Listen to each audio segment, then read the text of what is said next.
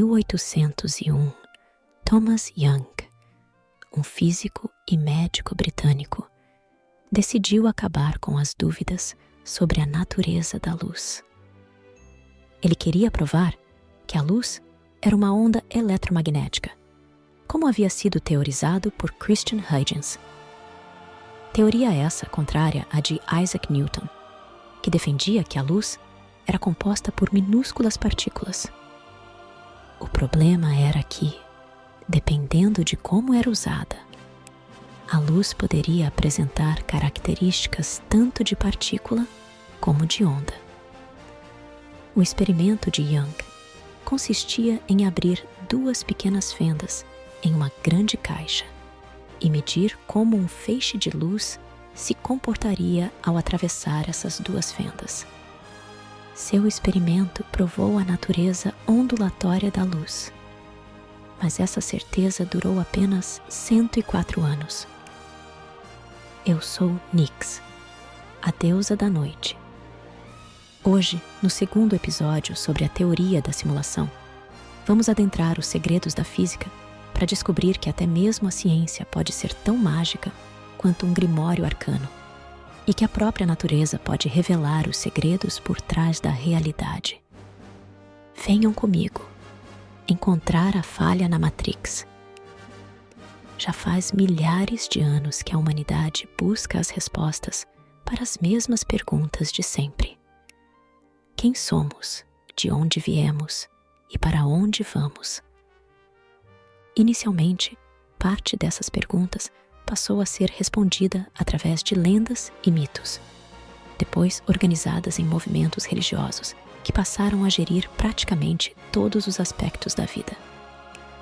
Junto das respostas para acalentar as dúvidas espirituais, vinham aquelas que tinham como intuito descrever as justificativas sobre o funcionamento do mundo natural e sua relação com a ação dos deuses. Assim, a fé conseguia controlar todas as questões, tanto mundanas como divinas. Foram os primeiros movimentos filosóficos que tentaram olhar para a natureza e tentaram ver mais de perto os elementos, procurando separar suas propriedades e classificá-los conforme suas características primordiais. Uma das teorias mais influentes na história ocidental foi a teoria dos 4 elementos, proposta por filósofos gregos como Empédocles. Segundo essa teoria, toda a matéria era composta por 4 elementos fundamentais: terra, água, fogo e ar. Esses elementos eram considerados as substâncias primárias da natureza, e a combinação deles em diferentes proporções explicava a diversidade de materiais e fenômenos no mundo. Outro conceito importante na Grécia Antiga foi o atomismo, proposto por Leucipo e seu discípulo Demócrito. Eles acreditavam que toda a matéria era composta de pequenas partículas indivisíveis chamadas átomos.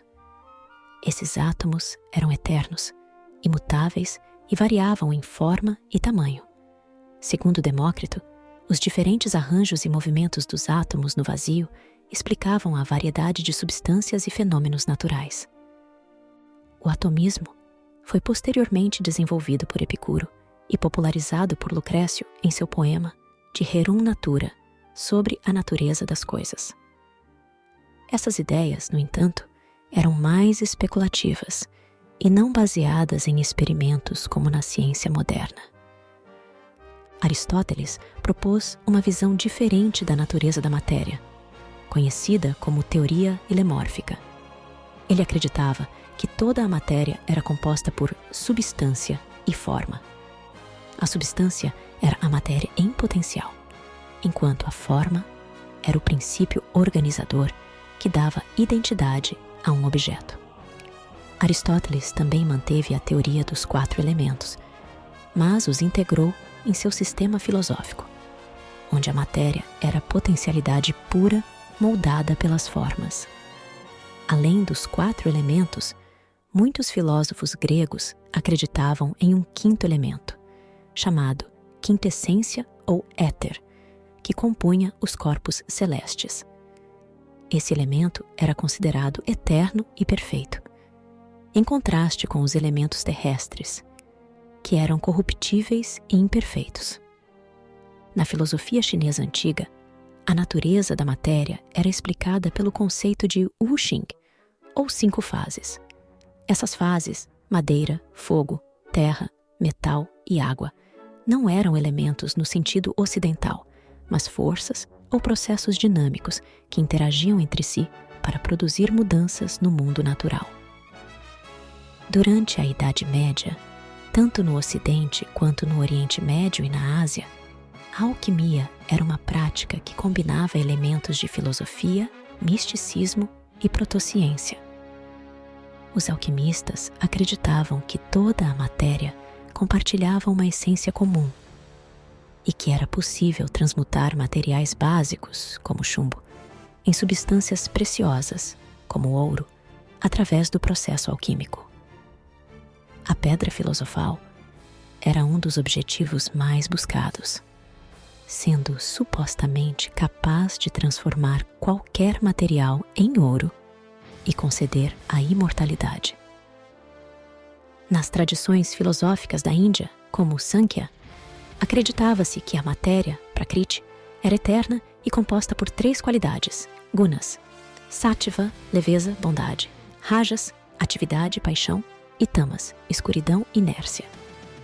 No sistema Nyaya Vaisheshika, a matéria era vista como composta de átomos, anu, que se combinavam de acordo com leis naturais. Independente de como essa ideia evoluiu ao longo dos milênios, estava ficando claro que deveria existir alguma regra ditando o que deveria ser a matéria e como ela se organizava.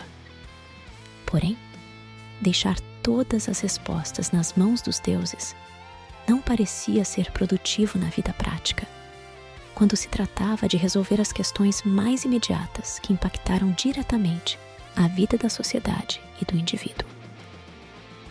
O pensamento científico passou a ser parte integrante da própria compreensão divina, num primeiro momento, fazendo com que a ciência e a religião compartilhassem raízes muito mais profundas do que uma delas gostaria de admitir atualmente. Durante a Idade Média, os mosteiros católicos desempenharam um papel crucial na preservação e transmissão do conhecimento clássico. Manuscritos antigos, incluindo obras de Aristóteles, Platão e outros filósofos gregos, foram copiados e preservados pelos monges. Isso ajudou a manter viva a tradição intelectual do Ocidente.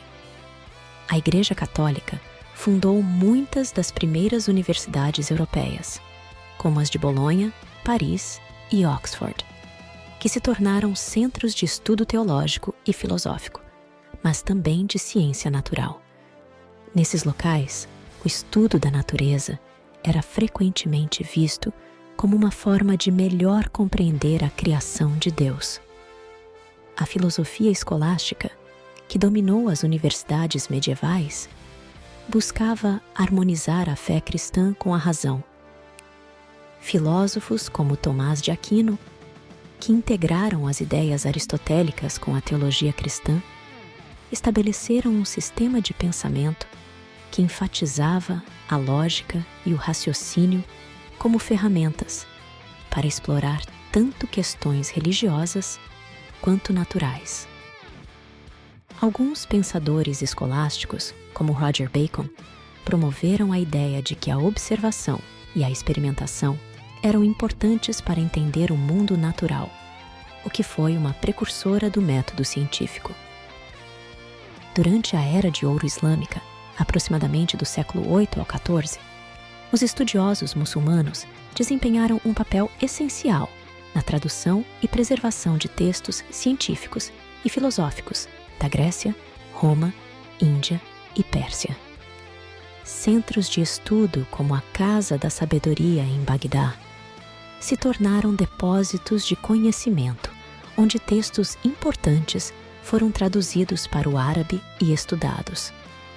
Cientistas islâmicos fizeram grandes avanços em áreas como matemática, astronomia e medicina. Al-Khwarizmi, por exemplo, é conhecido como o pai da álgebra, e suas obras foram fundamentais na evolução do pensamento matemático. Os astrônomos islâmicos também refinaram os modelos planetários e fizeram observações precisas que influenciaram posteriormente os cientistas europeus. Filósofos e cientistas islâmicos, como Ibn al-Haytham al-Hazm, são frequentemente creditados com o desenvolvimento do método experimental. Al-Hazm, em particular, é conhecido por seus trabalhos em ótica, onde ele enfatizou a importância da experimentação para testar hipóteses, um princípio central do método científico moderno. A cultura islâmica promoveu a interdisciplinaridade, incentivando o estudo de várias áreas do conhecimento como parte de uma busca unificada pela verdade.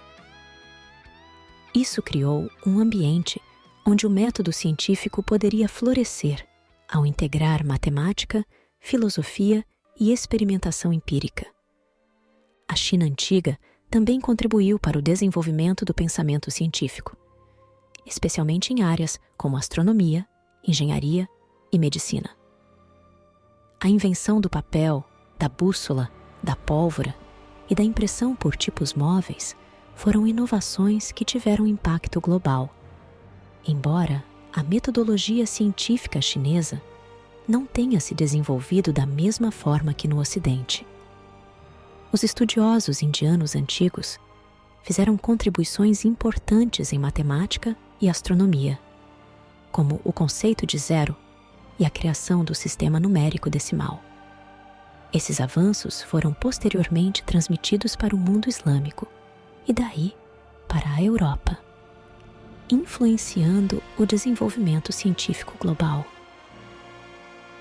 As civilizações mesoamericanas, como os maias e os astecas, desenvolveram conhecimentos avançados em astronomia e matemática, incluindo calendários precisos e técnicas agrícolas sofisticadas. Embora não tenham desenvolvido um método científico formal, suas observações empíricas influenciaram suas práticas culturais e religiosas. Durante a Renascença, a redescoberta dos textos clássicos greco-romanos, muitos dos quais haviam sido preservados e comentados por estudiosos islâmicos e cristãos, ajudou a alimentar um renascimento do interesse pela ciência natural.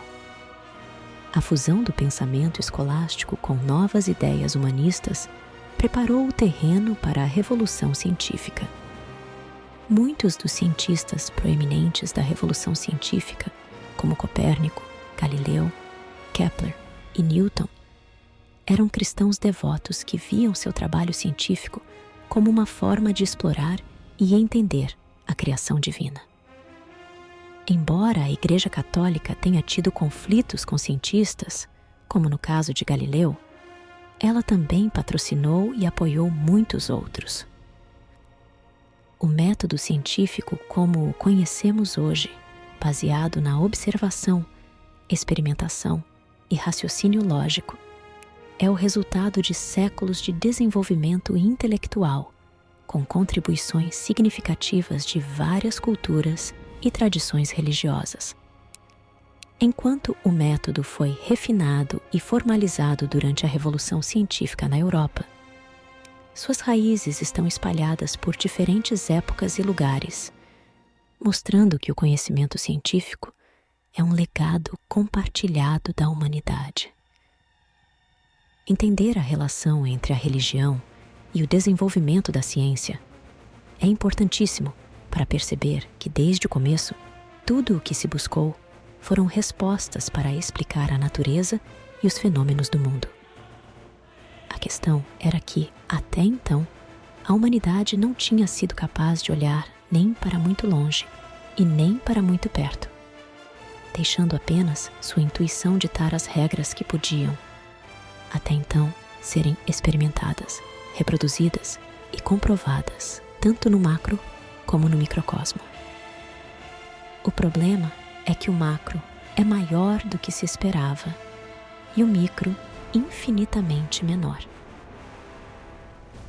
No início do século XIX, John Dalton reviveu a teoria atômica para explicar as leis da química.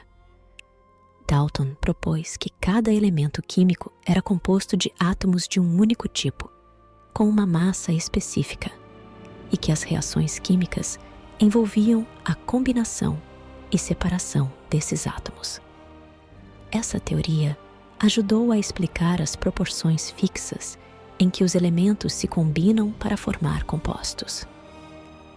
J. Thomson, usando um tubo de raios catódicos, descobriu o elétron, uma partícula subatômica carregada negativamente.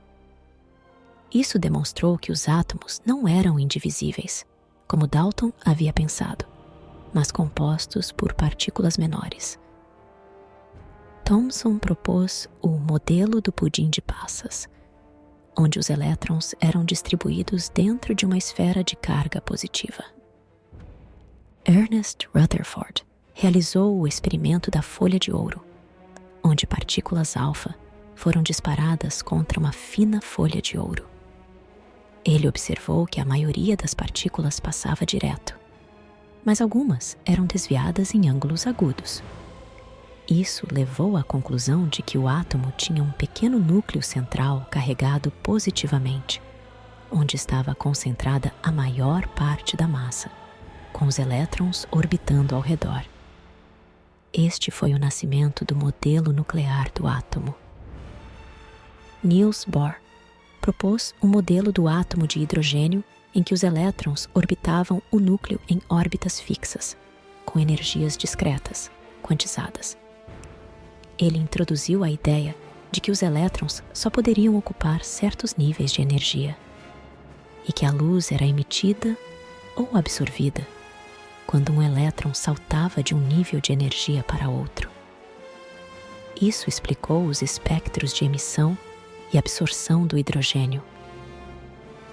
Luigi Broglie propôs que as partículas como os elétrons poderiam ter propriedades ondulatórias, sugerindo que qualquer partícula em movimento poderia ser descrita como uma onda.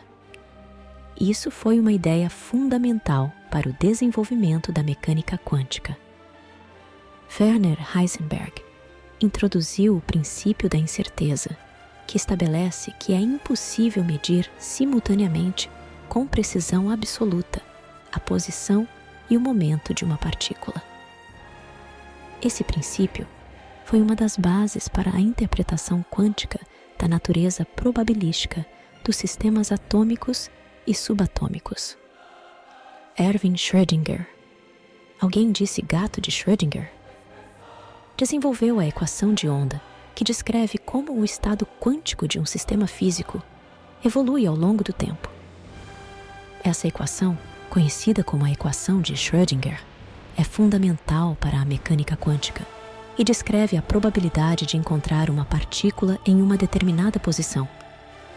A interpretação de Copenhague, desenvolvida por Bohr e Heisenberg, sugere que a função de onda de uma partícula colapsa em uma única posição quando é medida, e que a mecânica quântica não descreve a realidade objetiva em si, mas nossas previsões sobre ela. Isso introduziu o conceito de indeterminismo na física. O experimento da dupla fenda, inicialmente utilizado para provar a natureza ondulatória da luz por Thomas Young, foi revisitado no contexto da mecânica quântica. Quando partículas como elétrons passam por duas fendas, elas exibem um padrão de interferência típico de ondas, mas quando medidas, comportam-se como partículas. Isso confirma a dualidade onda-partícula, um dos pilares da física quântica.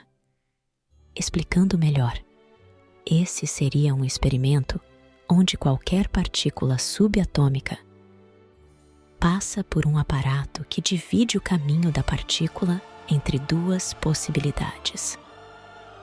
Quando existe a probabilidade da partícula passar pelas duas fendas, ou seja, não se sabe por onde a partícula passou, a natureza probabilística dela é visualizada, demonstrando um padrão ondulatório no instrumento medidor, onde várias bandas se espalham pela tela, como uma onda se espalhando. Já quando se tem certeza por qual das fendas a partícula passou, e isso pode ser feito através de instrumentos que detectem sua presença em uma ou em outra fenda, a natureza da partícula muda, passando a se comportar como uma partícula materializada no mundo real, e seu padrão no medidor passa a ser mais simples, com apenas duas bandas recebendo a partícula, como pequenas bolas arremessadas contra as fendas. Porém, havia um problema. Físicos clássicos defendiam que a física quântica estava fundamentalmente errada ao afirmar que as partículas, e em última instância, a própria matéria e os fundamentos da realidade, não eram determinísticos.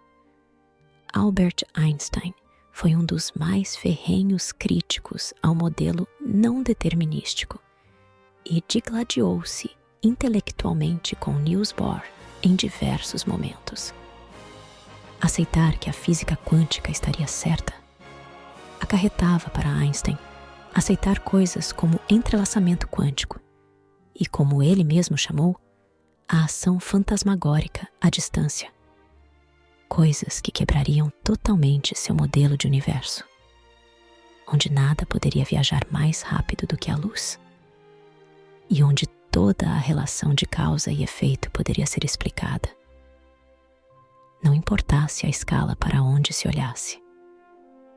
A despeito dessa disputa intelectual, o mundo seguiu progredindo e a física quântica se mostrou perfeita para explicar eventos ocorridos no âmbito das subpartículas, inclusive ditando muito da moderna tecnologia da qual a humanidade se aproveita hoje.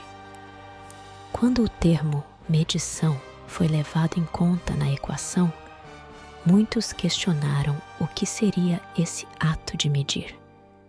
Físicos clássicos defenderam que a interferência no experimento viria do fato dos próprios instrumentos de medição estarem influenciando o comportamento da partícula, fazendo com que elas se chocassem e anulassem o efeito ondulatório, indo contra a natureza probabilística da matéria. Para contrapor essa afirmação, em 1970, John Wheeler propôs uma versão do experimento da dupla fenda que questiona a ideia de quando uma partícula decide se comportar como uma onda ou uma partícula. No experimento de Wheeler, a decisão de observar ou não por qual fenda a partícula passou pode ser tomada depois que a partícula já passou pelas fendas, desafiando a noção intuitiva de causalidade e sugerindo que a escolha do experimento pode, de alguma forma, influenciar o comportamento passado da partícula. Seu experimento, porém, era apenas mental, pois não existiam na época equipamentos capazes de realizar o feito, e apenas em 1999, Yoon-Ho Kim propôs um aparato que poderia provar a teoria de Wheeler. Ele e sua equipe, então, conseguiram. O teste consiste em usar pares entrelaçados de partículas que passam por detectores em diferentes pontos do experimento, semelhante ao da dupla fenda. Um desses detectores estava fora da medição direta, depois da partícula ter passado por uma das fendas, medindo apenas os dados da partícula entrelaçada e não a partícula original. Enquanto não se medisse o resultado dessa partícula entrelaçada, o padrão de onda de probabilidade era registrado normalmente, mas no momento em que se escolhia medir a informação, o padrão de onda desaparecia. Como isso acontecia após a partícula ter passado pela dupla fenda, as fundações da física clássica ficaram ainda mais em xeque, pois a relação causa-efeito nesse experimento parecia poder alterar o passado. O experimento chamado de apagador quântico de escolha retardada validou empiricamente as previsões teóricas de Wheeler e reforçou a natureza contra-intuitiva da mecânica quântica. Ele mostrou que a realidade quântica não é fixa até que uma medição seja feita, e que a relação entre causa e efeito em sistemas quânticos é muito mais complexa do que na física clássica. Uma das questões mais profundas é que o impacto da observância da mecânica quântica vai muito além dos problemas científicos e práticos do mundo material.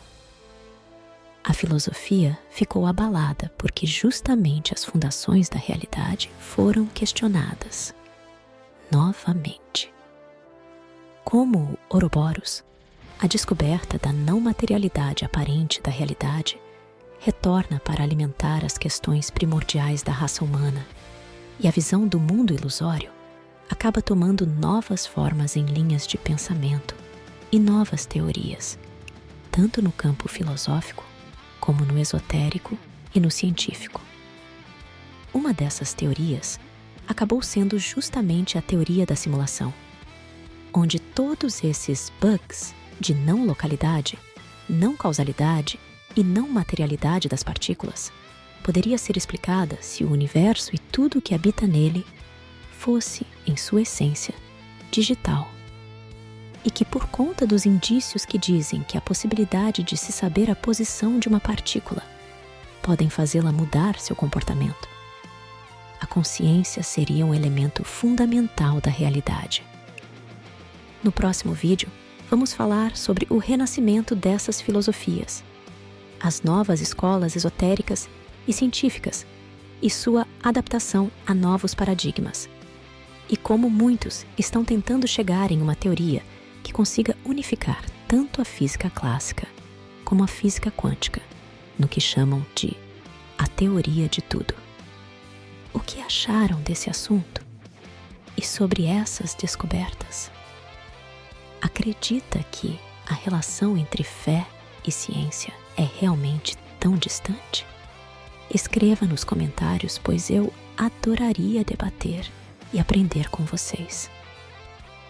Se gostou do nosso conteúdo, peço que se inscreva no canal e ative as notificações para não perder nenhum vídeo. Participe! Seu like, dislike e comentários são fundamentais para que eu possa melhorar o canal. Sempre! Muito obrigada por chegar até aqui e fiquem bem. Sob o véu da noite.